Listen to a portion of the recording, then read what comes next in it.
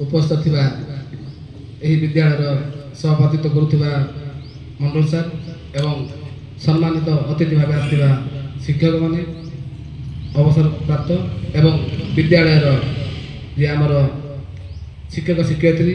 एवं मोर कुनि कुनि छात्र छात्री माने आमे समस्त जानिचे आज होची जो दुई महापुरुष बा स्वाधीनता संग्रामी जे आम ओडिशा रे जन्मग्रहण करिकी सारा भारत वर्ष ता सहित सारा विश्व रे से माने आज परिचित जो मानकर आज जन्म जयंती जन हेले नेताजी सुभाष चंद्र बोस एवं अन्य जन हेले वीर सुरेंद्र साय आमे समस्त तो जानिले जे आमर सुभाष चंद्र बोस कटक रे जन्मग्रहण करथिले एवं वीर सुरेंद्र साय जे आमर संबलपुर जिले में जन्मग्रहण करथिले सेही दुई महापुरुष जो माने कि आज इंग्रेज मान सहित लड़ाई करिकी सारा विश्व रे निजर परिचय सृष्टि करि पारिछंती एवं सेही दुई महापुरुष को नहीं आज आमे जो उड़िया माटीर पुत्र हिसाब रे बा संतान संतति हिसाब रे आमे आज गर्व अनुभव करूछु। एही दुई महापुरुष बा स्वाधीनता संग्रामी जो माने निज जीवन को बाजी लगेगी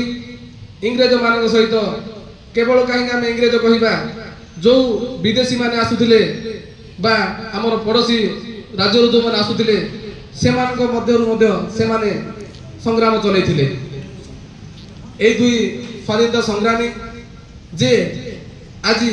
निज जीवन को बाजी लगेगी आम मानक स्वाधीनता आनी देथिले जे हमर नेताजी सत्य और अहिंसा केवल सत्य को प्रशंसा करुथिले एवं अहिंसा को टिके जो आमर गांधीजी को नीति को टिके विरोध करुथिले तांको भितरे पातर अंतर होइथिला ता सत्य मध्य जो से दुई जण केबे हार मानि नथिले एवं मिसिकी आम स्वाधीनता संग्राम को आगे बढ़ाइथिले एवं वीर सुरेंद्र साय जे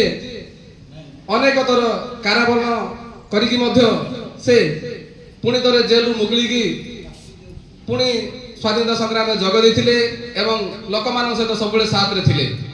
तेणु आज आम आज दुई महापुरुष जन्म जयंती केवल आम विद्यालय रे पालन करूने सारा भारत वर्ष रे सारा ओडिशा रे घरे घरे तो कहबानी विद्यालय स्तर रे ऑफिस स्तर रे अनेक स्तर रे आज आम से दुई महापुरुष आज आम पालन करूँ मन पकाउछे। आज रही पवित्र जयंती अवसर रे आमे शपथ नेबा से दुई महापुरुष को आज केवल कहीं मन पकेबा चिरदिन से माने अमर होगी रहिबे एवं आमर हृदय रे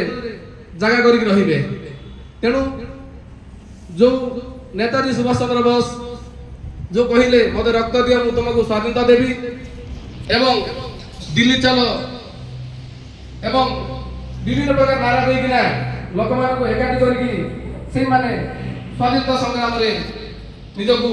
झास देथिले। तेणु एति कहि मो वक्तव्य शेष करूछि। धन्यवाद। वंदे मातरम।